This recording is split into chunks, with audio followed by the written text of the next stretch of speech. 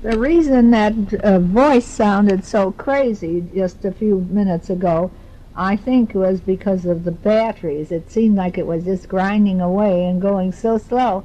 So I just changed the batteries, and I think everything's okay. So excuse me for sounding like Minnie Mouse for a while there. Okay, here we're doing this thing again.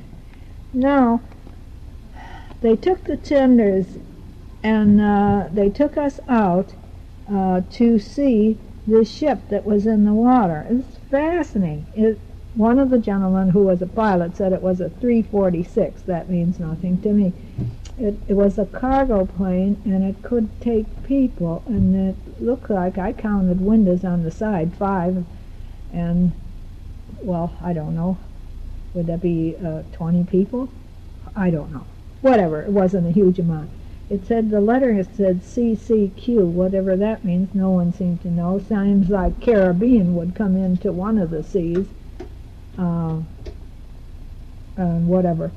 And then we took some pictures, we circled around it and took some pictures. The one wing was down under the water, and the other wing, just the tip was up, and it was just empty inside with the water running back and forth there.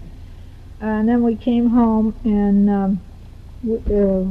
I walked down the beach, and there was 3 or 4 houses there, and I went in them and looked around and seen, God, it's just terrible what those people did to the houses. Just terrible. They just ripped up carpet, ripped up tiles, everything. There's no furniture left. Lamps are crashed on the floor, and mirrors and everything else.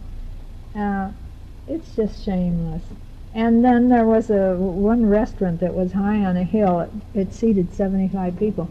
Went up there. Well, the big restaurant equipment is in there because obviously nobody wanted that, but they just tore them from the walls, you know, and pulled open the doors and must have jumped on top of them, breaking them, you know, and just things like that.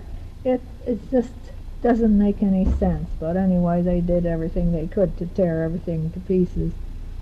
Then we left there, and we went on our ship, and we went for a couple of hours to Highbourne Key, which is about 9 miles away. And when we got here, we got out and we walked up over the island to get to the other side. We wanted to go snorkeling. Okay, got to the other side, and you could tell that it would be just beautiful for snorkeling with all the rocky outcroppings in the water. But it was the Atlantic side, and with, you know, we've been having so much wind this trip because of the weather, the front that's from the west that's coming.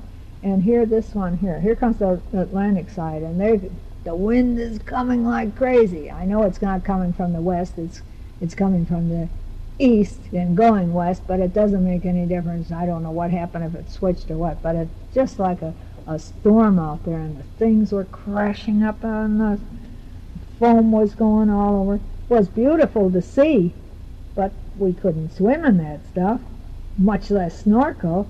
No way.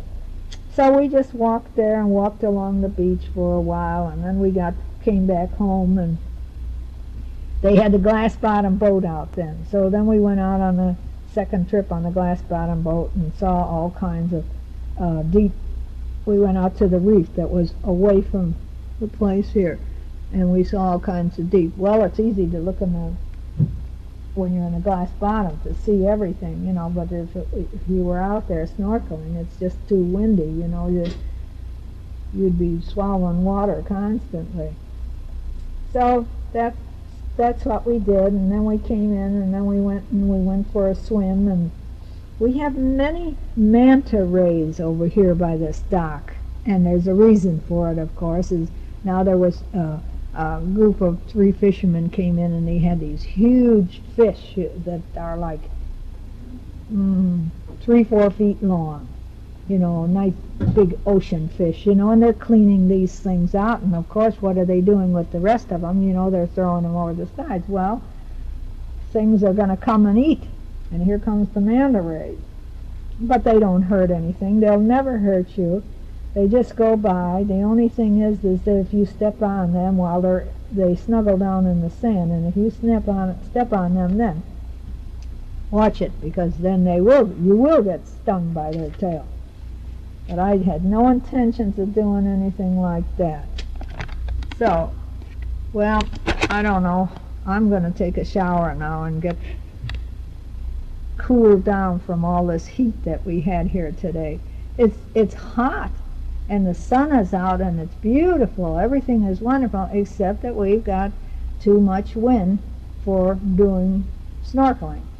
That's our only problem there, so we have to give up on that. But we do other things instead.